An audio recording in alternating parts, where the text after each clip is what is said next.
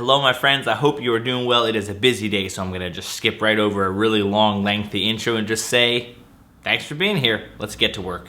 First things first, gotta finish this wedding.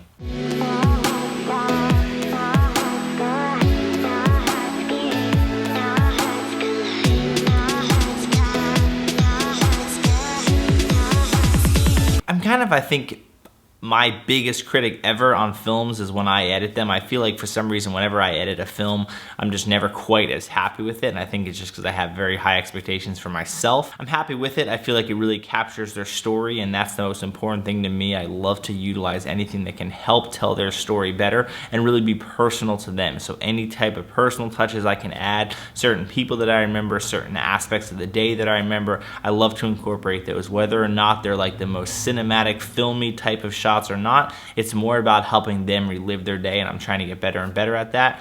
And it's working, and we're getting great feedback from our films, from our couples. Doesn't really matter to me what feedback we get from filmmakers. It matters if the couple likes it, and they have been thrilled.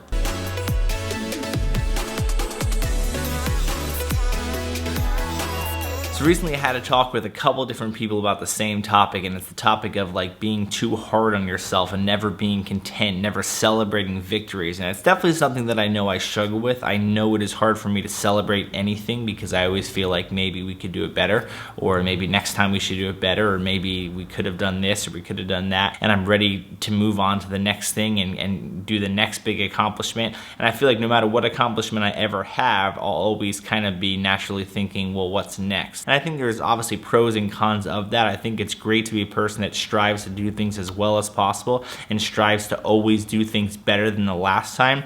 But I do think it's somewhat of a weakness of mine. It's something I'm trying to work on, and as more of a leader, celebrating victories with other employees and other people that work with me. See, I don't think it's a bad thing to be so hard on myself that I'm never content with where I'm at and I want to get better and better and better. But I do think as a leader, as the owner of a company, it is important for me to step back every once in a while and celebrate things, celebrate good things that people are doing to help them understand that I really appreciate where we've come and where we're continuing to grow to. And I know that it can be unhealthy if you were kind of naturally a leader who never celebrates anything, because it can kind of make your employees and make the people that you're leading kind of feel like they're never really living up to expectations. I'm pumped with how far we've come, and I know that we have so much more to go, but I really want them to feel that success. I really want them to feel like I'm pumped up about kind of these fast turnarounds and the way that we're shooting weddings and coloring weddings. I feel like we've come so far in a year. I just have huge goals, but I gotta sometimes step back. I gotta be able to tell them, hey, you're doing a fantastic job right now. I'm really pumped for this.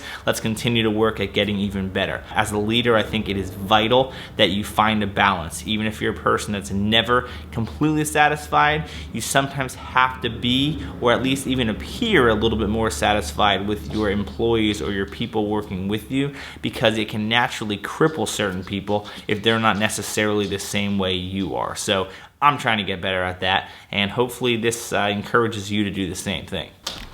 You're really dark. Yeah, come in one more time. Let me get to the vlog. Good afternoon. Good afternoon. Dude, I gotta take your portrait. What? Gotta take your portrait real quick. Really? 11:30. So yeah, that like self-portrait thing, the whole point behind that is I realize I'm not really posting a lot of actual Instagram photos. Like, I'm doing a lot of stories, and I'm kind of just challenging myself to just post more on there, kind of in the same style of what I'm doing with the document over Create.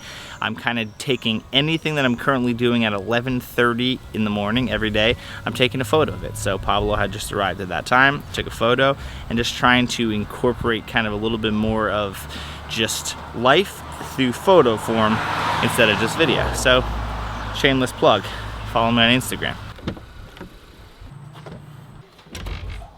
A little bit of a different filming today, getting our teeth cleaned. No, just kidding. One of our clients is this orthodontics company, so we're filming.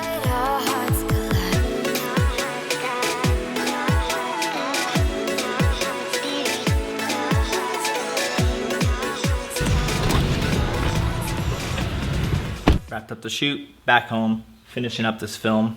Gotta leave in about an hour and a half to continue a really long day. I'll see you in about an hour. See ya. See about an hour and a half. Continue on this day. Just keep it going here. Quick dinner with the family, burgers and dogs.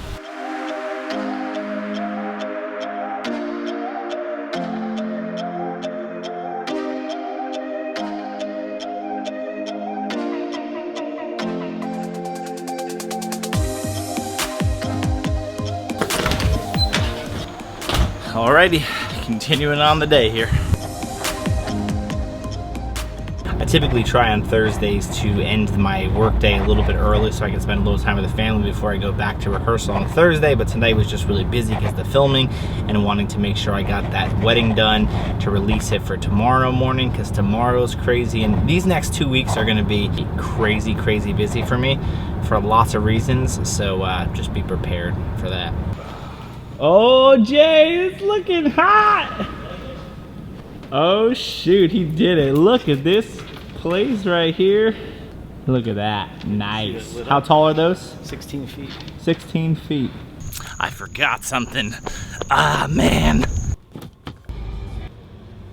Can I have a medium French vanilla hot coffee with cream and sugar? Thank you very much.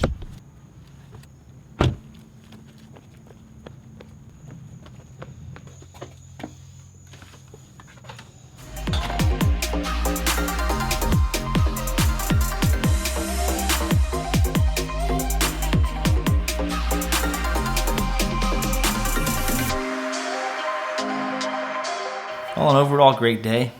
This vlog was kind of scattered all over the place because that's what my day looked like. A really busy day filled with filming, editing, worship leading, rehearsing. Overall, I have lots of different positions of leadership in my life, and I'm finding more and more just how important it is to do what I talked about earlier in this vlog. And it is to celebrate good things when they happen, even if I want to strive for perfection and strive for getting better at everything that I do. Not everybody is wired the way that I am, and so it's important for me to, as a leader, celebrate more things with people, get them excited about little victories. Even if they're little victories to me, they may be huge victories to other people. And the more and more that I can get people to understand that I'm excited for their excitement in doing things well, and continue to make them strive to see things in a way that I do in terms of just wanting to do better and better. So I encourage you, if you're someone like me who naturally finds it hard to celebrate little things because you're naturally just driven to do better and better and better, remember, not everyone's that way, and some people need a little boost here and there, a little pat on the back, a little high five, a little smile, a little excitement saying, you know what, I appreciate the effort you're given, and I'm excited to keep raising the bar, but you're doing a great job. That's what I need to say more.